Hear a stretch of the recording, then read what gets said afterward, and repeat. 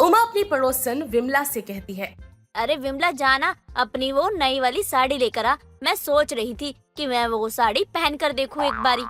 अरे तू पागल हो गई है क्या? ये मेरी नई वाली साड़ी है, मैंने अब तक इसे एक बार भी नहीं पहनी है और तू कह रही है कि मैं तुझे दे दूं? अगर तुझे साड़ी पहनने का इतना ही शौक है तो तू अपने पैसे से ले ले। ऐसे साड़ी मांगना अच्छी बात थोड़ी ना होती है। तुझे नहीं लगता कि तू कुछ ज्यादा ही बोल रही है? और क्या पता बाद में तू मुझे खुद ही देने आ जाएगी अपनी नई वाली साड़ी। तुझसे एक बार ही तो मांग रही हूँ। मुझे नहीं लगता कि मैं ज्यादा बोल रही हूँ। अगर तुझे लग भी रहा है तो कोई बात नहीं। हाँ, मैं ज्यादा बोल रही हूँ क्योंकि तेरे सुनने वाले काम ही हैं। ऐसा नहीं हो सकता कि मैं तुझे अपनी नई साड़ी ला के दे दूँ। इसलिए ना तू अपना दिमाग थोड़ा कम चला। चल कोई बात नहीं, अब तो देना नहीं चाहती है तो मैं भी तो दबाव नहीं डालूंगी ना। तेरी मर्जी। तेरे बालों में क्या लगा है सफेद सफेद, दिखाइयो जरा। इतना कहने के बाद उमा वहाँ से चली जाती है और विमला भी अपने घर में आराम से बैठ जाती है। थोड़ी देर बाद विमला खुद आती है और कहती है, अरे उमा, मैं तेरे लिए साड़ी लेके आई हूँ। तुझे साड़ी चाहिए थी ना? एक काम कर, तू इसे मुझे वापस मत दियो। अब तू इसे रख ले। तुझे जो चाहिए वो मैं तुझे दूंगी क्योंकि ये तुझ पे ज्यादा अच्छी लगेगी। ये सब सुनकर उमा की बेटी मधु कहती है, अरे माँ, आप तो कह रही थी कि विमला आंटी ने आपको साड़ी देने के लिए मना कर दिया है, फिर आपको साड़ी देने के लिए वो खुद कैसे आ गई? सिर्फ पहनने के लिए नहीं बल्कि ये तो आपको साड़ी हमेशा के लिए देने आई है। विमला आंटी, आप तो बहुत कंजूस थी, तो अचानक से आप ऐसे कैसे बदल गई? कंजूसी छोड़ दी क्या आपने? कंजूसी नहीं छोड़ी है। और क्या है ना, अब ये साड़ी उमा को पसंद आ गई थी तो मैं मना कैसे करती। उमा को तो मुझे देनी ही थी, इसलिए मैंने उमा को दे दी। अगर और कुछ चाहिए होगा तो मुझे बता देना।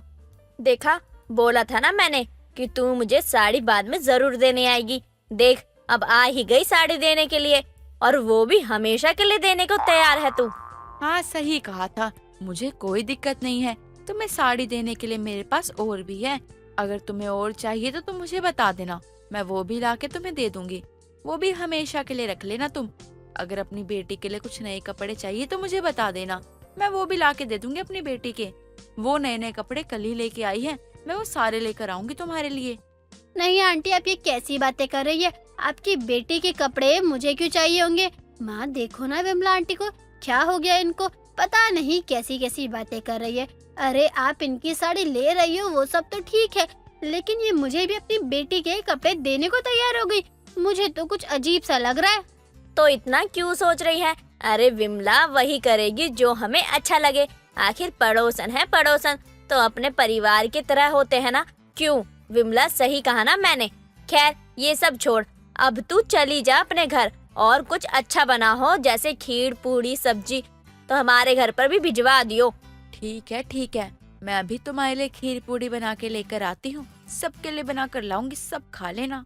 मधु कुछ नहीं समझ पाती कि आखिर ये सब कुछ क्या हो गया था। विमला आंटी को वो कुछ नहीं कहती। ऐसे ही कई दिन निकल जाते हैं। उमा हर किसी पर कभी न कभी वशीकरण करती रहती। कुछ दिनों बाद उमा के बेटे रोहन की शादी हो जाती है। रोहन की पत्नी प्राची बहुत ही सीधी सादी लड़की थी। प्राची सबके लिए खाना बनाती है और सबसे पहले खाना अपनी सास के लिए लेकर जाती है, जिसे देखकर वो कहती है, अरे बहू, आज तो तूने कुछ ज्यादा ही अच्छा खाना बनाया है। लगता है बहू के लाने का कुछ फायदा हो रहा है। क्या है ना माँ जी, मुझे खाना बनाना बहुत अच्छा लगता है। और मैं मायके में भी खाना बनाती थी ना, तो सब मुझे यही बोलते थे कि तेरे हाथों में जादू है, जादू। और आस पड़ोस के लोग भी ना मेरे घर पे आते थे और मेरे ही हाथ का खाना खाते थे। अब तो मेरी शादी हो गई है और जो मैंने सीखा है अपने मायके में उसका फल तो यहाँ मिलेगा ही ना। अगर खाना आपको पसंद आया तो मैं समझ जाऊंगी कि मैं खाना बहुत अच्छा बनाती हूँ। ये तो बहुत अच्छी बात है। अब तू हमारे घर में आ गई है, यहाँ भी हमें अच्छा अच्छा खाने को अब मिलेगा। मैं कुछ ज्यादा खास तो नहीं बनाती, लेकिन अब तू आ गई है ना तो रसोई तेरी हुई। प्राची के आने के बाद हर कोई उसकी तारीफ करता रहा। प्राची के बने खाने की तारीफ हर किसी ने की। ऐसे ही एक दिन प्राची सबके लिए मटर पनीर की सब्जी बनाती है। जैसे ही खाने के बाद रोहन प्राची की तारीफ करते हुए कहता है, वाह प्राची वाह, क्या खाना बनाया तुमने। आज से पहले इतना अच्छा खाना मैंने तो कभी खाया ही नहीं था। माँ देख रही हो प्राची को आप, कितना अच्छा खाना बनाती है। ऐसा लग रहा है जैसे खाने में जान डाल दिया उसने। मजा आ गया खाकर। वैसे आज तक तो खाना बस जीने के लिए खाते थे, लेकिन आज ऐसा लग रहा है जैसे खाना दिल से खा रहे हैं, मन से खा रहे, पेट भरने के लिए खा रहे हैं। वाह वाह वाह वाह वाह वाह, क्या खाना बनाया तुमने यार, सच में दिल तो खुश हो गया है। मन तो कर रहा है सारा खाना अकेले खा जाऊं। अरे जरा मटर पनीर की सब्जी पकड़ाना, बहुत अच्छी बनी है। बहू के आगे तो तू अपनी माँ को ही भूल गया। आज तक मैं ही तुझे खाना खिलाती आ रही हूँ, कभी मेरी थोड़ी सी भी तारीफ नहीं करी तूने। और प्राची की तो ऐसी तारीफ कर रहा है जैसे जन्मों जन्मों से भूखा था और उसने तुझे अब आकर अन्न दे दिया हो। मैं क्या पागल हूँ, इतने समय से तुझे खाना बना बना कर खिला रही थी। नहीं माँ, ऐसी बात नहीं है, लेकिन सच तो सच है ना। प्राची ने क्या खाना बनाया है, ऐसा लग रहा है खाने में जादू कर दिया है। इतना अच्छा खाना, आए हाय मजा आ गया खाकर माँ। वैसे माँ, आज तक हमारे घर में कितने तरह का खाना बनता रहा, लोग खाते रहे, किसी ने तारीफ नहीं की, लेकिन आज इसके हाथों का खाना खाकर बहुत लोगों ने तारीफ की। सारे रिश्तेदार कहते होंगे अपनी बहू को, देखो देखो उमा की बहू से सीखो, कितना अच्छा खाना बनाती है, जैसे खाने में ना पता नहीं क्या अमृत डाल देती है, मजा आ जाता है माँ। और आप ही तो देखो, आज से पहले रिश्तेदार हमारे घर में खाते थे तो कभी उन्होंने आपकी तारीफ की क्या? नहीं की ना माँ। और आज की है, क्यों की है? क्योंकि आपकी बहू ने खाना इतना अच्छा बनाया है। अगर आप अच्छा खाना बनाती ना तो आपकी भी तारीफ करती। शायद इसलिए आपको बुरा लग रहा होगा। ये सब सुनकर उमा को बहुत ज्यादा बुरा लगता है और अब वो अपनी बहू पर ही वशीकरण कर देती है, जिससे वो अब अच्छा खाना ना बना पाए। यहाँ तक कि वो घर में किसी की बात नहीं सुनती, क्योंकि वो अपने वश में नहीं थी, बल्कि वो अपनी सास के वश में थी। एक दिन यही सब देखकर रोहन प्राची को थप्पड़ भी मार देता है और कहता है, प्राची ये सब क्या है? तुमने टिफिन में चिकन दे दिया? अरे तुम्हें पता है ना मैं वेजिटेरियन हूँ, तुमने मुझे चिकन दिया तो दिया कैसे? अरे मैं चिकन कैसे खा सकता हूँ? ये कितना गंदा होता है यार, आई डोंट लाइक इट यार। और तुम कुछ दिनों से ना बहुत अजीब सा बर्ताव कर रही हो मेरे साथ। अरे मैं कुछ कहता नहीं हूँ, इसका मतलब तुम कुछ भी करती जाओगी। मैं तुम्हें आखिरी चेतावनी दे रहा हूँ, आज के बाद तुमने कभी कुछ ऐसा किया ना तो मुझसे बुरा कोई नहीं होगा, सुधार लो अपने आप को। प्राची को सब लोग सुनाने लगते हैं। ये देखकर उमा बहुत खुश होती है और खुद से बात करते हुए कहती है, अब तक तो हर कोई मेरी बहू की तारीफ करता था, लेकिन अब नहीं कर पाएंगे, क्योंकि मैंने उस पे ऐसा काला जादू करा है कि अब तो वो तारीफ के लायक ही नहीं है। अब हर कोई उसकी बुराई करेगा और नफरत करेगा। ये सब मेरे वशीकरण की वजह से ही हुआ है। अब वही होगा जो मैं चाहूंगी। मेरी बहू के लिए मैं बहुत अच्छी सास थी, लेकिन अब बहुत बुरी सास बनकर दिखाऊंगी। चांदनी की बात सुनकर सब लोग खुश हो जाते हैं, जिसके बाद अमित चांदनी को अपने कमरे में आराम करने के लिए ले जाता है। अब हर कोई सुबह टाइम पर रेडी होता और बाथरूम को लेकर कभी ससुराल और मायके वालों की बहस नहीं होती है। वाह माँ वाह, एक माँ होकर आप ऐसे कैसे कर सकती हो, वो भी अपनी बहू के साथ। आपने उसके ऊपर वशीकरण कर दिया। खाना चाहती हो क्या आप उसे? अब मैं आपके साथ ना एक पल भी नहीं रह सकता। मैं अपनी बहन और पत्नी को लेकर यहाँ से जा रहा हूँ। आपका वशीकरण आपको ही मुबारक हो। किसी दिन क्या पता आप मुझे खा जाओ। और हाँ माँ, अपने वशीकरण से अगर आपको हमें बुलाना हो तो आप एक चीज जरूर सोचिएगा कि आपका बेटा वापस आ भी गया इस घर में तो आपके लिए नफरत उसके दिल में रहेगी। मैं आपको कभी माफ नहीं करूंगा माँ। नफरत करता हूँ मैं आपसे, बहुत ज्यादा नफरत। उमा के मुंह से एक शब्द नहीं निकलता और उसकी आंखों के आगे उसका पूरा परिवार बिखर जाता है और सिवाय पछतावे के अब उसके पास कुछ नहीं होता। सुमन काफी ज्यादा आलसी थी और बस आलस के चलते ही सुमन खाना भी नहीं बनाती थी। ऐसे एक दिन सुबह की गई हुई उसकी माँ रमा जब रात को घर पर आती है तो घर आने के बाद उसे पूरा घर वैसे ही मिलता है जैसे रमा छोड़कर गई थी। रमा सीधा सुमन के कमरे में जाती है तो देखती है कि सुमन आराम से पिज्जा खा रही होती है। ये देखकर रमा को और भी ज्यादा गुस्सा आ जाता है। तुझसे घर का काम नहीं किया गया और ये पिज्जा मंगाने के लिए तेरे पास पैसे कहाँ से आए? माँ ये पैसे तो मुझे आपकी अलमारी से मिले थे। मुझे ना बहुत भूख लगी हुई थी तो मैंने सोचा क्यों ना पिज्जा मंगवा लेती हूँ। अच्छा है ना माँ पिज्जा, आप भी खाओगे? तुझे शर्म आ रही है ये सब बोलते हुए? अरे घर में सब्जियाँ रखी हुई हैं, वो किस लिए लाई हूँ? सजाने के लिए? कभी रसोई में भी घुस जाया कर, कुछ खाना ही बना लिया कर। आज सुबह मैं गई थी और मुझे पता था कि अगर मैं नहीं आऊंगी तो तू बाहर से ही मंगवाएगी या फिर भूखी रहेगी। वाह माँ, आपको तो सब पता है। और आपको जब सब पता ही था तो आपने इतना लेट क्यों किया? मैंने तो पहले ही आपका इंतजार कर लिया था, लेकिन जब आप आई ही नहीं तो मुझे भूख लगने लगी तो मैंने मंगवा लिया पिज्जा। और इसमें मेरी क्या गलती? मैंने तो आपका इंतजार किया था ना। वाह बेटा वाह, बहुत अच्छा काम किया है ना। मैं अगर घर पर ना रहूं तो रसोई बेचारी तो बोलती रह जाएगी कि कोई मुझ पर भी ध्यान दो, क्योंकि आप आलस की देवी हो। आप तो रसोई को कहाँ ही देखोगी, छोटी जो हो जाओगी आप। क्यों, सही कहा ना मैंने? माँ आप ऐसे क्यों बोल रही हो?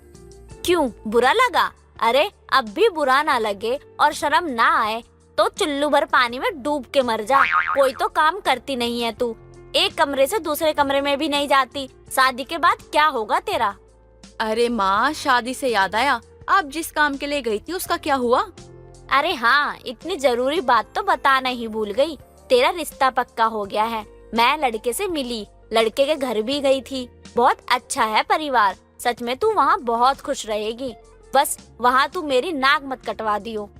माँ आपने मेरी शादी भी तय कर दी और मुझे बताया भी नहीं।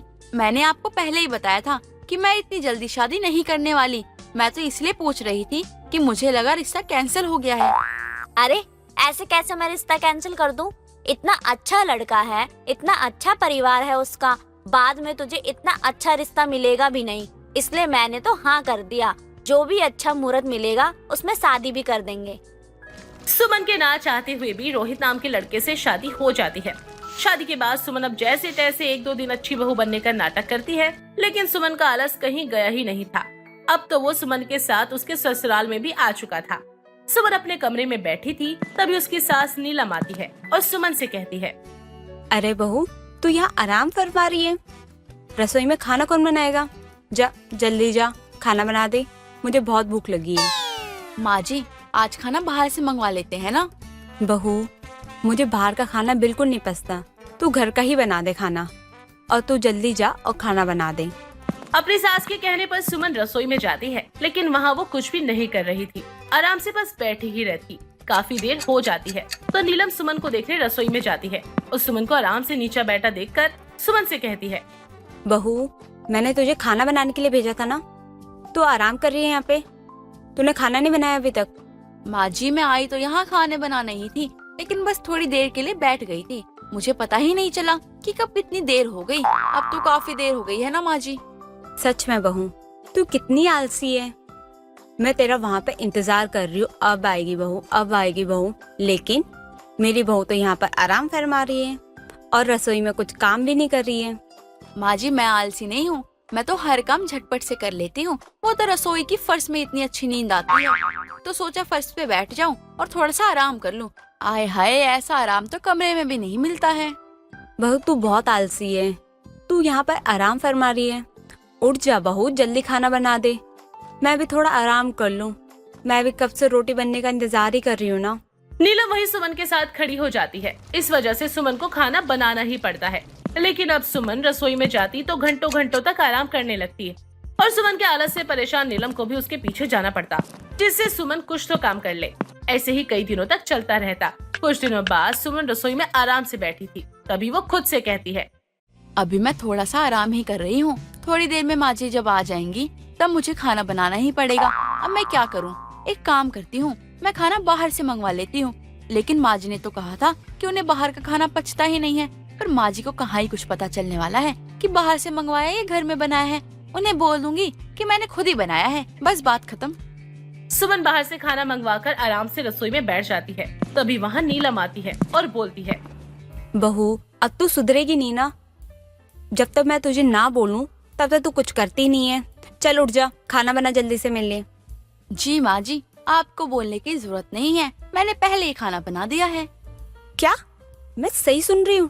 तूने सच में खाना बना दिया? जी माँ जी, आप बिल्कुल सही सुन रही हैं, मैंने खाना बना दिया है। आज सूरज कहाँ से निकला है?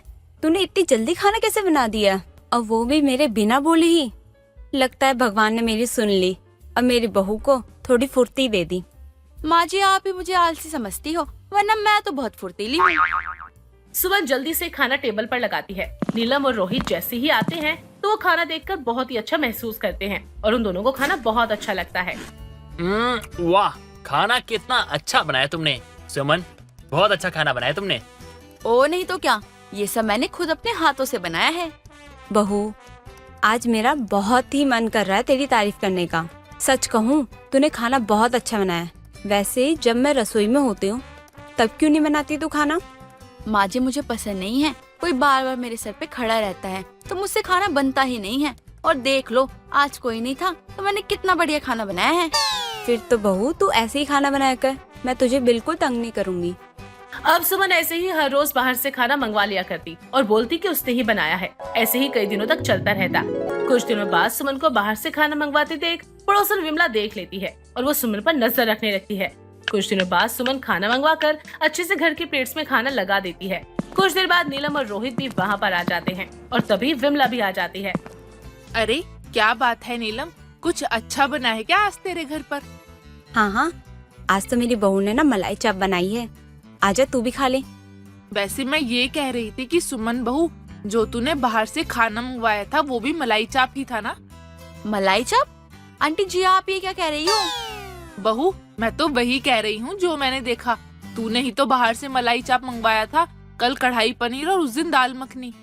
इसका क्या मतलब बहू, तू रोज खाना बाहर से मंगाती थी और मुझसे तू झूठ बोलती थी कि तूने खुद बनाया ये खाना। सुमन, तुम हमें बाहर का खाना खिलाती थी और हम लोगों को ये लगता था तुम घर में बनाती हो। मुझे तो आलस आता है इसलिए मैंने झूठ बोल दिया था, लेकिन माँ जी को तो बाहर का खाना पचता ही नहीं है। उन्होंने इतने दिनों से कैसे पचा लिया बाहर का खाना? आलसी बहू की रसोई में इतना अच्छा खाना मिल रहा था, मुझे तो पहले ही शक हो गया था। हे भगवान, अब मुझे समझ में आया कि मेरे जेब से पैसे रोज गायब कहाँ हो रहे थे। और जब मैं इसे पूछने जाता था कि मेरे पैसे देखे क्या तुमने, तो कहती थी मैं क्यों देखूंगी आपके पैसे, मुझे तो किचन के काम से फुर्सत ही नहीं मिलता जो आपके पैसे देखूं। अब समझ में आया मेरे पैसे जा कहाँ रहे थे। सभी लोग हंसने लगते हैं और फिर साथ में खाना खाते हैं।